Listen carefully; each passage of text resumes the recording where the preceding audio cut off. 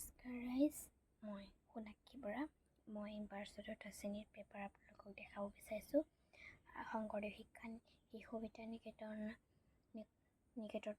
আৰু এখন বছৰীয়া 2026 তো সকলোৱে চাব।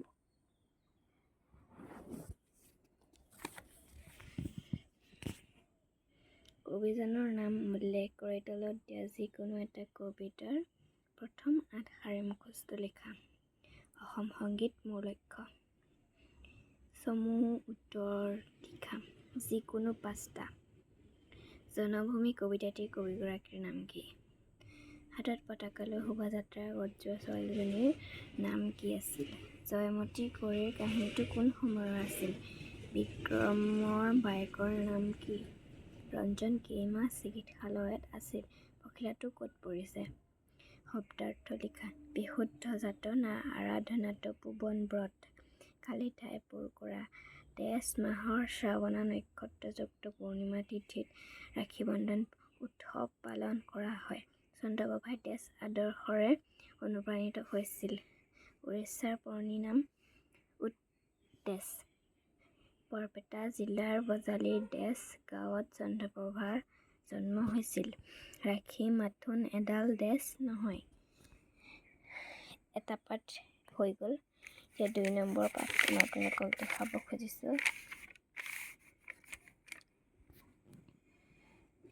বাক্য সাজা। অনুপ্ৰেৰণা বপুৰী চৰণ চিকুনি। সম্পূৰ্ণ বাক্যত উত্তৰ লিখা। 42ৰ দুগৰাকী শ্বহীদৰ নাম লিখা। বুদ্ধদেৱে সদায় নগৰৰ ফালে কিয় ওলাই যায়?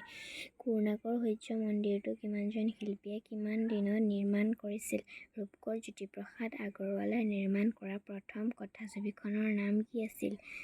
বিপৰীত শব্দ লিখা যিকোনো 3টা। স্বাধীন, বেয়া, শুৱনি, দুখীয়া। ইয়াৰ ভিতৰত কোনোবা 3টা লিখিলেও হ'ল। সজাই লিখা। ফুল ফুলি আছে নানা তৰহৰ ফুলনিত। কাষৰীয়া গাঁৱত এখন পাহাৰৰ বানপানী হৈছিল।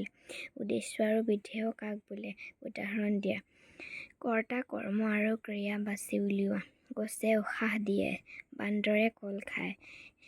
পৰীক্ষাৰ খবৰ জনাই বান্ধৱীলৈ এখন চিঠি লিখা। 3 শাৰী সুন্দৰ হাতৰ আখৰ লিখা। শিক্ষাই জ্ঞান, জ্ঞানেই শক্তি। তলত দিয়া যিকোনো এটি বিষয়ৰ এখন ৰচনা লিখা। ক. পানী, ঘোঁৰা, চিয়াহী। শ্ৰুতলিপি আৰু পাঠ পঢ়া। যদি আপোনালোকৰ মোৰ ভিডিঅ'টো দেখি ভাল লাগিল, লাইক কৰিব, শ্বেয়াৰ কৰিব, কমেণ্ট কৰিব আৰু ছাবস্ক্ৰাইব কৰিব।